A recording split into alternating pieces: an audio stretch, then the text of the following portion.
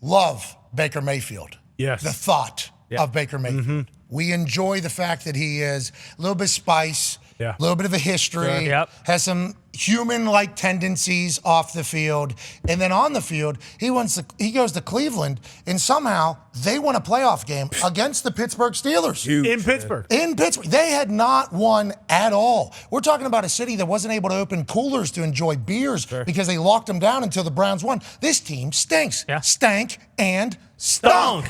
He goes in there, wins a playoff game for him, and then somehow, some way, everybody in that building hates him. They run him out of town. Goes down to Carolina. People start talking, is Baker really that good? We see him throw 60 times on a Sunday night against the Pittsburgh Steelers whenever he has a torn labrum in his left arm. And the coach is actually on record as saying, yeah, his accuracy is affected because he can't move with the thing that he has on. Now, 2 days later, that same coach goes, all right, Baker, here's the deal. Putting Chubb on the sideline, and we're having you throw the ball 60 times. Felt like it was a little bit of a setup, a little bit of a bamboozle to make old Baker look terrible, and he did. So he gets out of town. He goes to Carolina. He goes to Los Angeles. Now Tampa pays him a little bit. Tampa's like, hey, we actually need you.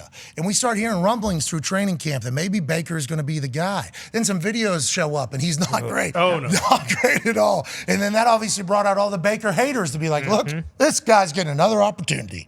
This guy is going to get so many chances. He's been run out of every place he's ever been. He stinks. Now we just heard a story from a running back after week 1 in Tampa Bay. And the story goes like this.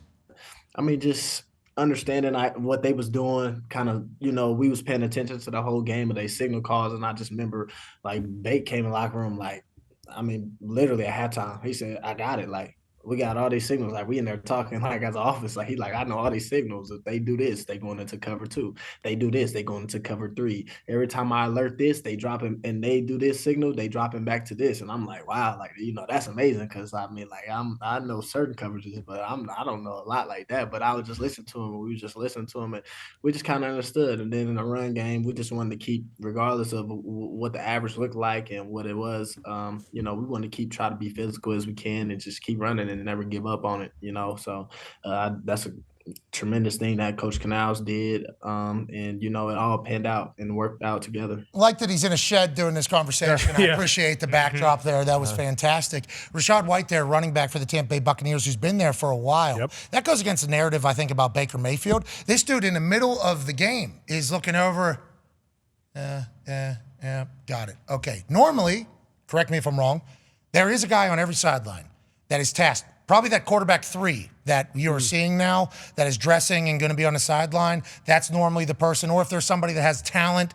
in this particular realm of the world in the coaching staff, they're looking at the other signs, trying to get a read, trying to figure it out. The fact that Baker's doing it on the field while playing and then getting it right, I would assume, is something that I don't think any of us would have expected out of Baker Mayfield. That isn't that's not what Baker Mayfield's known for. Baker Mayfield, this guy's got moxie, he's got grit, he's an athlete, he's a competitor, he's a fighter, he's this, that. This one is like, this dude's cerebral. He's picking up signs in the middle of the game and then delivering it with confidence at halftime. That means he had full belief in it, and then they get a win. This is the guy. This is the guy IQ down there in Tampa. I mean, that's a huge win. That's huge for him, too, to be able to pick up signs, like you said. As a quarterback, there's so much going on, to see coverage, to signal to the receivers, to do this.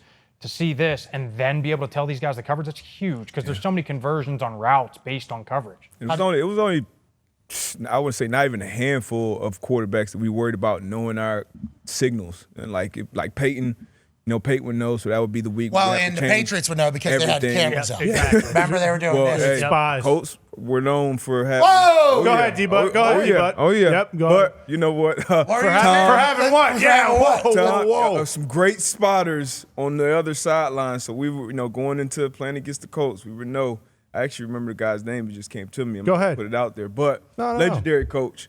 Get some great signals. But Tom, Peyton, we were doing it legally. A-Rod. We didn't have an old man with a camera upstairs going, I'll blink twice if it's a curveball like the Astros. That's not what it sounds like. So Debo left out that little fact that, the Colts were pumping in noise for years. Nah, RCA then was just a loud house. Sorry about it. Hey. Nope. Sorry about it. You ain't cheating, you ain't trying. I would like to know, though, how difficult that is. Yeah. Just as somebody who has, that feels like that's in my wheelhouse of brain stuff, but you have to see so much. Like, you have to see the call, then you have to also know what the coverage is that they're running out of that, what disguise is happening. Yeah. So to have the confidence to be able to do it, I think is a big deal.